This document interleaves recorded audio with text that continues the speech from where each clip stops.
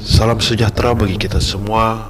Kembali lagi ke channel sederhana kita, yakni Sepintas Kabar.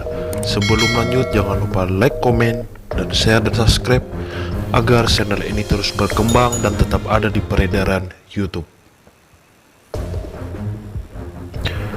Tradisi ngayau atau kayau salah satu tradisi mengerikan yang pernah dilakukan masyarakat suku Dayak Kalimantan. Di masa lalu, saat para kelompok suku Dayak masih memuja dewa, mereka melakukan ngayau alias tradisi berburu kepala manusia. Bagi kepercayaan masyarakat suku Dayak, memenggal kepala manusia merupakan cara untuk membuktikan keberanian dan kemenangan. Namun, tak semua suku Dayak menjalankan tradisi ini. Hanya suku Dayak Ngaju, Dayak Kenya, dan Dayak Iban. Bagi suku Dayak Ngaju, khususnya di Kalimantan Tengah, tradisi itu merupakan hal wajib yang dilakukan untuk kepentingan upacara tiwah. Dilansir dari laman Kemendikbud, upacara tiwah merupakan prosesi sakral suku Dayak Ngaju untuk mengantarkan jiwa atau roh yang telah meninggal dunia. Masyarakat Dayak Ngaju memiliki kepercayaan jika mereka tidak melakukan prosesi tiwah untuk keluarganya, maka arwah orang yang meninggal akan tetap berada di dunia dan tidak dapat menuju ke tempat asal. Biasanya dalam melakukan perburuan, mereka mengincar kepala pria suku lawan yang paling kuat. Konon semakin kuat buruannya, ritual tiwah akan berlangsung dengan lancar. Sedangkan bagi suku Dayak Kenya, tradisi ngayau berkaitan dengan tradisi mamat. Mamat adalah sebuah tradisi untuk menyambut para prajurit yang kembali dari perburuan dan berhasil mengalahkan musuh.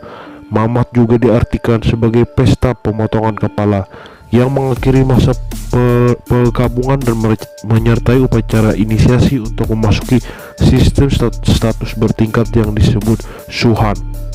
Untuk para prajurit perang, jadi mamat merupakan upacara untuk merayakan peningkatan status sosial atau jabatan di suatu adat atas pencapaian dalam perburuan.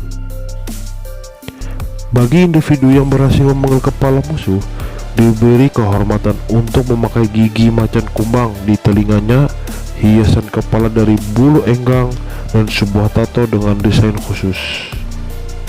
Perburuan kepala dilakukan oleh kelompok kecil yang terdiri dari 10 hingga 20 orang laki-laki dari suku Dayak yang dilakukan dalam sebuah misi rahasia.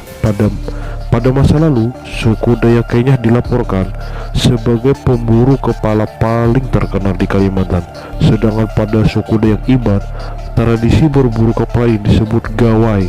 Upacara ini bersifat religius tetapi juga diselingi dengan pesta mewah dengan minum-minum dan berkumpul bersama. Namun, tradisi mengerikan itu ditinggalkan beberapa suku Dayak pada tahun 1874. Saat itu, Damang Batu, kepala suku Dayak Kahayan, yang mengumpulkan sub-sub suku Dayak untuk mengadakan musyawarah yang diberi nama Tumbang Anoy. Isi pertemuan itu adalah perjanjian mengakhiri tradisi ngayau karena dianggap menimbulkan perselisihan di antara suku Dayak. Tetapi pada 2001, saat bentrokan disampit antara suku Dayak dengan suku Madura yang merupakan pendatang, tradisi mengerikan itu seperti kembali dilakukan. Hasilnya, ratusan korban berupa tubuh tanpa kepala berjatuhan akibat perburuan yang tiada henti. Praktik tersebut tidak meluas dan berlanjut sehingga hanya pada konteks perselisihan kedua suku tersebut saja. Kini tradisi tersebut sudah punah dan tidak dilakukan lagi. Terakhir, salah satu pengaruh yang cukup besar dalam kehidupan komunitas Dayak adalah semasa pemerintah kolonial Belanda berlangsung, yaitu ketika pada tahun 1894 Damang Batu yang mengumpulkan sub-sub suku Dayak untuk mengadakan musyawarah damai Tumbang Anoy. Musyawarah tersebut dikenal dengan perjanjian Tumbang Anoy.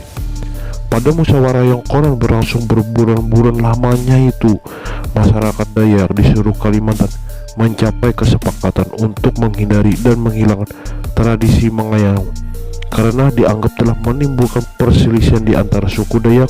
Akhirnya dalam musyawarah tersebut, segala perselisihan dikubur dan pelakunya didenda sesuai dengan hukum adat Dayak.